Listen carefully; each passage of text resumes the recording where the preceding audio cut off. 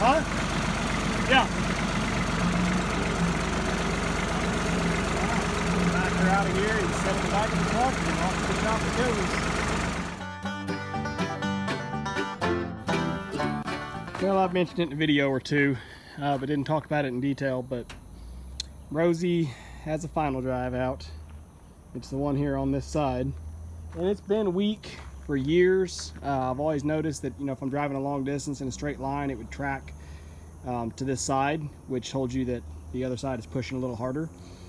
But it finally got down the other day. Of course, I was up in some soft ground, a precarious location, and it finally totally quit. So even when I pick this track up with the bucket, to where there's no weight on it at all other than its own weight, then it won't even turn. But it will walk in an idle. So like I can walk the machine actually with just the other track, and this one will roll. So it's not locked up. I don't know if the internals of the pump are washed out or if the planetary itself is stripped out. It almost sounds like the planetary is stripped out, because I can try to engage that final drive and it'll make a growling sound. Which, if that's the case, maybe we can just get away with rebuilding the planetary, but I don't know. I'm not an expert on that. Maybe I need to roll it back a little bit to get that planetary upright. I'm not sure. It's upside down right now. But anyway, yeah, I think, you know, I talked with my buddy that's a mechanic, and we talked about trying to crack this planetary open and seeing if we can rebuild it in place. I don't know if we're going to do that or if we're just going to yank the whole thing out of here and just take it to a shop and let them rebuild it. Just, you know, I almost feel like if we're going to go to this much work, I might as well send it to a shop and have them just fully rebuild the planetary. And then I know, or I should know, that I've got a new functioning planetary and that the pump won't go out a month after we rebuild. You know, or say I've got a whole new fully rebuilt final drive and not have the pump go out a month after we rebuild the planetary. So still kind of hung up, but for right now, the first order of business, I just got it washed up, which it doesn't look like it because I washed it and then I moved it back a little bit, so all this mud picked up off the bottom of the track and smeared around again. But you can see, at least you can see metal. It's a lot better than it was. But I got this 3 pads washed up. This is where the track breaks. And I've actually got a really simple, I don't have a pressed pin. I've got this square shouldered pin here. This is an aftermarket track chain I got through AMS. I don't know, built in China, I'm sure, somewhere, but I don't know if there's a brand even to it. Anyway, so it's just got a simple master pin there that sits in that notch. And then on the other side, you've just got a keeper. There's just this little metal keeper pin. So we just got to basically cut that out with a torch, or, you know, heat it up and hammer it out. And then you can just drive the pin right out. If you guys go way back in the years, I actually have had this track broken before. I had some seals go out in this idler. So I've actually had this track broken apart before and put it all back together by myself. And I may well do that again this time. I think Ryan's going to come over here and we're just going to kind of see what we want to do, see how much he wants to help with it. But for right now, I'm going to try to see if I can get these track pads off. I've got some big wrenches and breaker bars. I don't know. They've been on there for 5 years, so, or 4 years anyway. I don't know if I'll get them broke loose or not. And my cutting torch, of course, is conveniently out of oxygen, so even if I want to smoke them off, it's not going to go very well. So let's, I guess, try to get a wrench on them, see if we can break them. Maybe we'll get lucky. I don't suspect much. But we got to get these shoes off so that we've got space to get in there and then work to get that track chain broke apart. Once the track is broke, we'll let this front fall down. We'll pull the top half of it back that way. Just lay it out with the tractor, and then that way we'll have full access to get that final drive out. That's the plan.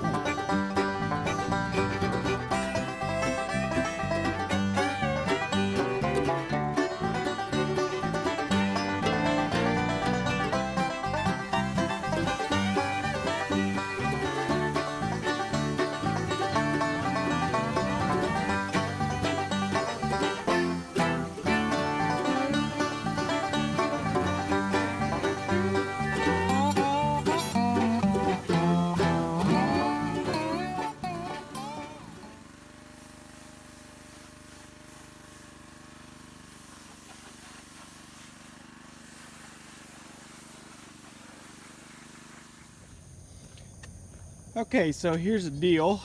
I didn't give you guys any action footage, is what it is. But we got Rosie broke yesterday, at least. Mostly broke. You got to break it to fix it. Hold on a second. Ew. Whew, lens was fogging up. So Ryan came over yesterday, and we actually got it broke apart, I thought, pretty quick. I was surprised. I figured it would take longer, but we had a decent impact wrench that he brought, and we were able to heat up the bolts and smoke the bolts off of 2 of the track shoes, and then went to break it at the master pin. And this one has a very basic master pin. It's just got a little keeper in it that you'll be able to drive the hammer or drive the pin out. You don't have to press it out or anything, but we could not drive it out. It just wouldn't move. And we ended up mushrooming it quite a bit, so we ended up having to cut the pin, which I'm happy Ryan did, because I would never thought, I would have been scared to do it. But basically just use these little wedges to get down in, basically like in this gap here. You wedge it over and then cut, and then wedge it back over and cut. So you cut 2 sides of the pin, break it right apart. So I helped him with that as far as the wedging and the beating, and let him do the cutting.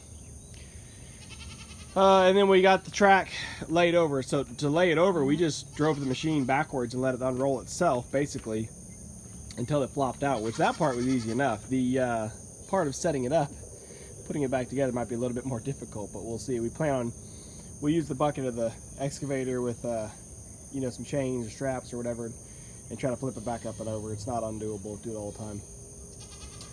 But yeah, once we got the track broke open, Ryan went to work with the impact, got all the bolts out. You can see no shortage of a bolt pattern here. And it's real basic. It's just 4 hoses disconnect and a whole bunch of bolts. Luckily we had caps and plugs for almost everything. You had to stuff a rubber glove in one of them, but it seems to be holding pretty well, actually. Otherwise, I've done it before. I've unhooked these 2 big hoses and they'll sit there and drain the whole daggone tank on the ground. So happy we at least had caps and plugs to get that done. So it's kind of weird to see it pulled out of here. It's funny how much smaller the excavator looks when you take the track off. It's still the same big machine, but just somehow it looks just goofy and small. But maybe while we have it out of there, I'll clean all that dirt and garbage out. It's only been 5 years since I've ever done that. It wouldn't hurt anything. Or maybe while it's parked over here, we get all put back together, I'll get after it with a power washer one day, just because. I know people give me a lot of grief about cleaning out the tracks, and it's just this machine is never on dry solid ground. It's always in the mud. That's why they get so bad and stay so bad. But I'm aware it needs to be done. I need to quit being a slack ass and just do it. But it's usually the last thing on my mind. I usually work right up until the last minute, and then I shut it down and run to the house and do whatever else I got to do. Anyway, so the final drive, we got it loaded in Ryan's truck. He's going to take it to the shop today and drop it off.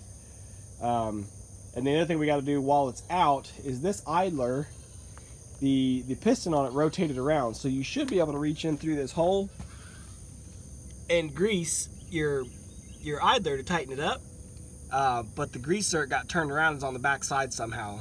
I'm missing a bracket. There's supposed to be a little bracket that holds, see that piece of angle iron right there? There's a little square bracket that fits over that and keeps it from spinning. But I guess that bracket fell off, or I think maybe I took it off and left it off last time when I had the idler rebuilt. I don't know. I'm pretty sure it's my fault. Anyway, so the greaser flipped around backwards, so I can't ever grease this track to tighten it up unless I just drive around and it bumps and it bounces and it finally spins itself back around. But that's not really something you can rely on. And then, of course, yesterday to take the track apart, we couldn't loosen the track, which is already kind of loose, so it was okay. But maybe if we'd have been able to loosen it up a little better, we might have been able to hammer that pin out instead of having to cut it out. So anyway, we'll have to slide this idler out, which it literally just slides right out. But we'll slide it out and get that greaser spun around while we're in there working as well, and see if we can get a bracket or something put back on it so it won't spin. But until the next update, like I said, the final drive is off to the shop to be rebuilt. Hopefully they'll have it done in a week or so, and we'll get her whipped back in there and get Rosie back up and running like she's supposed to. Well, we're gaining weight here thanks to AMS. We took that old final drive in and took it to a local shop, Texas Hydrostatics, right outside of Cleveland. And I actually really appreciate, taking it to a local shop like this is honest. He tore it all down, and he said, man, to rebuild what you got here, it'd be over $9,000. Well, through AMS, brand new, delivered, $6,000. So I mean, you can't argue with that as far as trying to, you know, there's just no sense in rebuilding. I'm all for a rebuild when it makes sense, but why would you? But go figure, I just went by Texas Hydrostatics and picked up my old sprocket thinking I need it, and here it ships with a new sprocket, and that is because this one is different. So when you look at the bolt pattern on my old one, it's uniform all the way around. This one has, they're every 3, and then there's like these kind of spaced out a little different. So anyway, they shipped it with a sprocket, which is cool. I'm happy they did that. I'd have been really irritated if they didn't, and then my old one didn't fit for some reason. But anyway, we picked it up here. We're at Knox Farm and Feed. I've talked about them before. They let me ship stuff in here that comes in as freight, and they'll unload it for me to come back and get it, because I can't get an 18-wheeler in at my place. So that's good to have those relationships. But anyway, we're gonna get this hauled out to the farm and see if I can't get it off here myself with my tractor. It weighs about 800 pounds. I think they said 780 is what's on the shipping ticket. So hopefully Rita can pick it out of there. It'll be about all she's got, I suppose. We picked up the old one with a strap on Rita, so hopefully we can pick up this new one too.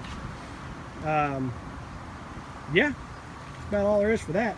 We'll get it out there, and then I got to get a hold of Ryan to see when he wants to come out and start putting it back together. Well, I managed to get it unloaded. Took a little bit of effort. I have a real hard time with my tractor and forks, because when the forks are perfectly level like they need to be to stab something, you can't see them past the bucket.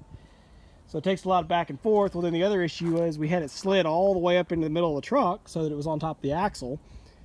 And that meant that my forks weren't long enough to get under it. So what I actually did was threw a chain around the base of the crate and then hooked that back to my bucket, because I've got those handy little hooks welded on my bucket, and then drug the whole thing to the back of the truck so it was right on the edge of the back, and then I was able to stab right under it. So it actually worked really good. I was proud of that little trick, because I've fought with it before trying to hook something that was too deep into the bed. And, you know, I don't want to run into the back of my truck and bust out my taillights or something. Of course, not like I got a tailgate, because it broke and fell off. But anyway, got it set here on the ground. I'm tempted to want to go ahead and break it open and take a look at everything. I guess I might as well before Ryan gets here, and then we find out that something else is messed up. So anyway, we'll keep packing on it here and see what I want to do. I got a bunch of other stuff I got to try to do today, so just trying to manage my time and figure out what all I want to try to tackle.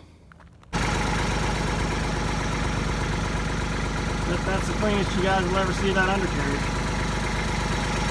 We got it flown in here now. I'm trying to get it bolted right now to get it lined up.